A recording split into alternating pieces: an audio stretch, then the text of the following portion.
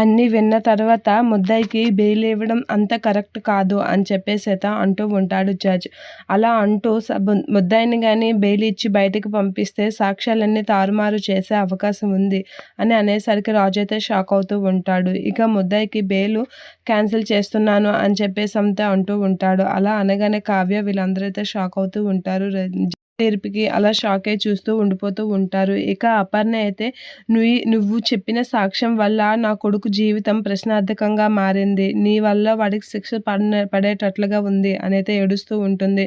కావ్య అయితే షాక్ అవుతూ ఉంటుంది. నీ కారణం నువ్వు ఎప్పుడు ఏది చేసినా ఆలోచించి చేస్తావనే నమ్మకంతో నీ మీద అంత ఇదేం చెప్పలేదు. కానీ నువ్వు చేసిన పనికి, నువ్వు చెప్పిన సాక్ష్యానికి నా కొడుకు జీవితం ఏమవుతుందో అని భయంగా ఉంది. ఆడ జీవితం ఒక ప్రశ్నార్థకంగా చేసేసావు అని చెప్పేసి అయితే అపర్ణ ఏడుస్తూ ఉంటుంది కావ్యతో అంటూ.